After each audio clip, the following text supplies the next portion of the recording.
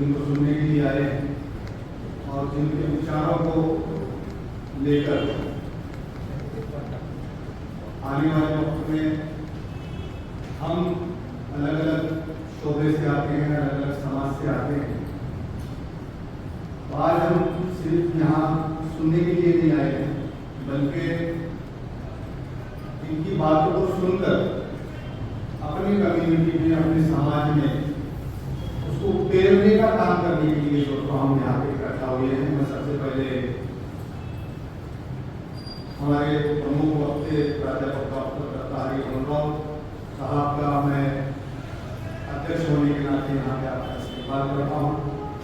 Sir, मुझे मराठी भी आती है तो, लेकिन ल और र का थोड़ा सा फर्क हो जाता है, इसलिए मैं खास करके जो हिंदी में बात करना मुनासिब समझता हूँ। हमारे यहाँ पे प्रमुख उपस्थिति एडवोकेट अल्ताफ काजी साहब, जो हर आंदोलन में और वो किसी भी समाज का हो, अग्रसर बैठे हैं, ऐसे एडवोकेट अल्ताफ काजी साहब जो यहाँ पे प्रमुख उपस्थिति है। G24 के ताल्लुक से अभी सर ने अपनी बात को रखा। सर 2024 में इसकी स्थापना हुई और जब लोकसभा के इलेक्शन चले तो हमने तमाम समाज के लोगों को इकट्ठा करके G24 ग्रुप बनाया और हमने ये कहा कि हम न किसी पार्टी के हैं, न किसी संगठन के हैं, न किसी समाज के। हमारा एक ही समाज है, वो इंसानियत, और इंसानियत को बचाने के लिए हम लोगों ने 2024 में अपने काम को चालू किया और हमने ये कहा कि भाई इस देश को आगे बढ़ाना है, इस देश के भाईचारे को कायम रखना है। यहाँ की जो संस्कृति है, यहाँ की जो हमारा मिलाप है, उसको अगर से कायम रखना है तो सबसे पहले हमें इस देश में जो चल रहा जातिवाद है उसको खत्म करना जरूरी है। तो हमने ये कहा कि भाई आप किसी भी उम्मीदवार को वोट दो, लेकिन जो इस देश में जातिवाद कर रहा है उसको खतरे आप वोट मत देना। ये विषय को लेकर हम चले, बहुत बड़ा अच्छा रिस्पांस हमको यहाँ पे मिला और उसी का नतीजा है कि आपके सामने मैं महात्मा बसवेश्वर जयंती का अध्यक्ष बोल के दोस्तों मैं आपके सामने बात कर रहा हूँ। ये मेरी कुछ नसीबी। तो मैं यहाँ पे कुछ ज्यादा नहीं बोलूँगा। मैंने पहले भी ये कहा है कि मैं G24 ग्रुप में जब शामिल हुआ तो हम लोग, मैं मुस्लिम होने के नाते एक तो टीपू सुल्तान जयंती, नहीं तो पैगंबर जयंती, बाकी किसी जयंतियों से या महापुरुषों के पुरुषों से ऐसा कुछ ज्यादा ताल्लुक नहीं था।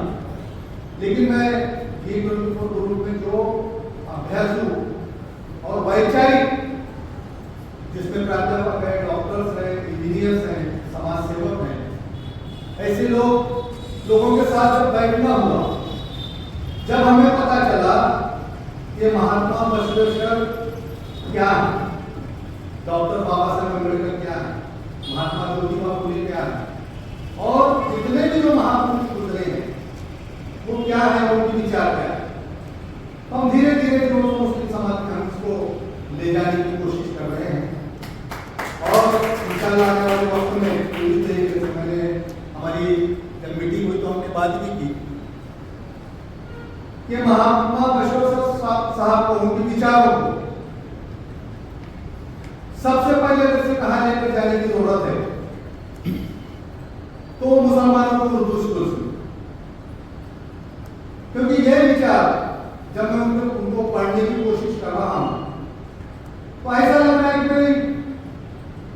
यहाँ का भाईचारा, यहाँ के इस देश के ताल्लुक से, यहाँ के लोगों के ताल्लुक से, यहाँ के वंचितों के ताल्लुक से इतने महान विचार जो आज तक अब हमारे सामने नहीं है, तो बाकी लोगों का क्या कहना है।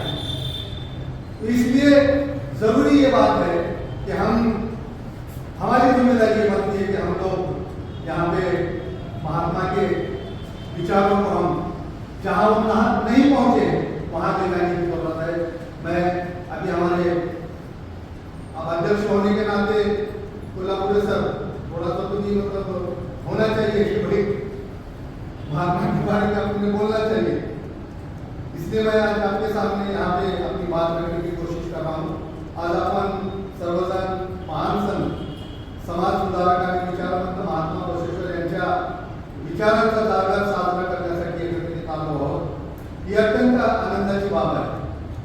बसवेश्वरांनी 12व्या शतकातच समाजाला समानता, न्याय आणि बंधुत्वाचा संदेश दिला।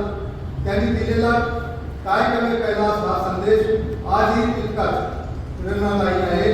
म्हणजेच प्रामाणिक श्रम हे खरे पूज्य आहे ही त्यांनी दिलेली शिकवण आपल्या जीवनात अंगीकारण्यासारखी आहे। बसवेश्वरांनी जात पात अंधश्रद्धा आणि अन्यायाविरुद्ध ठाम भूमिका घेतली। त्यांनी अनुभव मंडप या माध्यमातून सर्वसामान्यांना विचार मांडण्याचे व्यासपीठ दिले। हे जगातील पहिल्या लोकशाही मंचापैकी एक मानले जाते। स्त्री पुरुष समानता, सामाजिक न्याय आणि धर्मनिरपेक्षता त्यांनी जो पाया रचला तो आजच्या संविधानिक मूल्याशी पूर्णपणे सुसंगत आहे। आजच्या काळातही त्यांच्या विचारांची प्रासंगिकता अधिकच वाढलेली आहे। समाजात वाढत असलेली विषमता, असहिष्णुता आणि अन्याय यावर मात करण्यासाठी बसवेश्वरांचे विचार मार्गदर्शक ठरतात। आपण सर्वांनी त्यांच्या विचारांचा केवळ गौरव न करता त्यांची अंमलबजावणी आपल्या दैनंदिन जीवनात करणे गरजेचे आहे। प्रत्येकाने प्रामाणिकपणे काम करणे, समाजात समानतेचा आदर राखणे आणि मानवतेला सुरक्षित स्थान देणे हीच खरी त्यांना आदरांजली ठरेल। शेवटी या सुंदर कार्यक्रमाचे आयोजन केल्याबद्दल आयोजकांचे मनपूर्वक अभिनंदन करतो।